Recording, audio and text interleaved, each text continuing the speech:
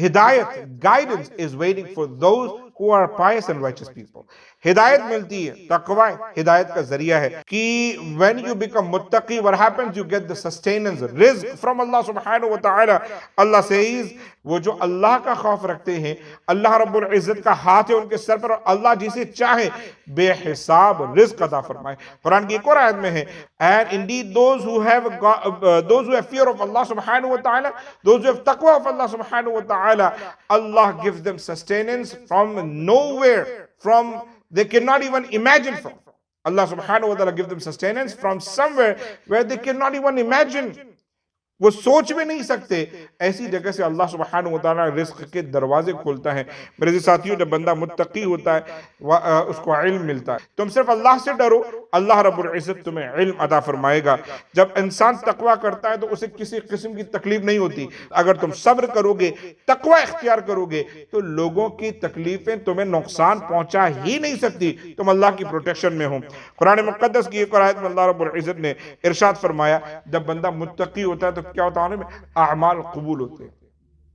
When you become pious person, your amal, your good deeds are actually in the status of becoming accepted in the court of Allah subhanahu wa ta'ala. Indeed, Allah subhanahu wa ta'ala accepts the actions, amal of muttaqeen, pious people, righteous people.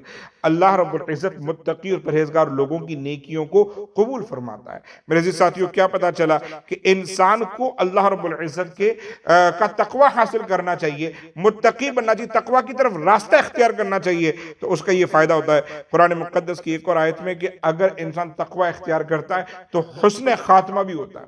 तकवे को दरअसल इज्जत की वजह बताई है, इन अक्रमकुम इंदल्लाहि अत्काकुम। There is no white और black, there is no educated or uneducated, there is no rich or poor people, they have no any kind of criteria of being closer to Allah subhanahu wa ta'ala. Criteria is only one: the most righteous person is the most closer to Allah subhanahu wa ta'ala. जितने ज्यादा मुत्तकी और परहेजगार हो, अल्लाह के उतने ही करीब हो। इज्जत तभी मिलेगी जब बंदा ज्यादा मुत्तकी और परहेजगार है। बल्कि यहीं पर खत्म नहीं होता, कुरान मुक़द्दस में इसका यहां तक फायदा बयान किया है। इफ यू फियर अल्लाह सुब्हानहू व तआला, इफ यू गेट तक़वा ऑफ अल्लाह सुब्हानहू व तआला, अल्लाह सुब्हानहू व तआला will erase all of your sins, he will forgive all of your sins and he will increase your status. सुब्हानअल्लाह। आप सिर्फ अल्लाह की तरफ एक कदम बढ़ाओ, नेकियों की तरफ कदम बढ़ाओ, तकवा की सोच इख्तियार करो, अल्लाह रब्बुल इज़्ज़त फरमाता है मैं उस बंदे के गुनाह बख्श देता हूं और अल्लाह रब्बुल इज़्ज़त उसकी तमाम नेकियां मिटा देता हूं और उसके गुनाह बख्श देता हूं। मेरे अजीज साथियों, आज हम सब अपने कामों को लेकर परेशान हैं, मामलात कैसे सॉल्व होंगे? अगर तुम अल्लाह से डरोगे, अल्लाह तुम्हारे सारे काम बना देगा। अब वो काम चाहे दुनिया का हो, आखिरत का हो, किसी भी तरीके का हो, अल्लाह रब्बुल इज़्ज़त ने वादा किया है कि परवरदिगार आलम आपके तमाम काम बना देगा। मेरे अजीज साथियों, अगर कामयाबी चाहिए ना तो तकवा इख्तियार करें। वही लोग कामयाब हैं जो दरअसल तकवा इख्तियार करते हैं, अल्लाह का खौफ इख्तियार करते हैं। मेरे अजीज साथियों, और यही मकसद है रोजे का।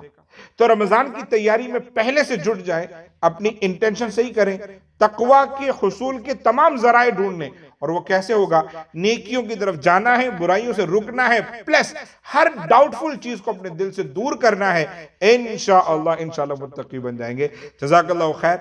अल्लाह हम सबको मुत्तकी और परहेजगार बनाए। अस्सलामु अलैकुम व रहमतुल्लाहि व बरकातहू।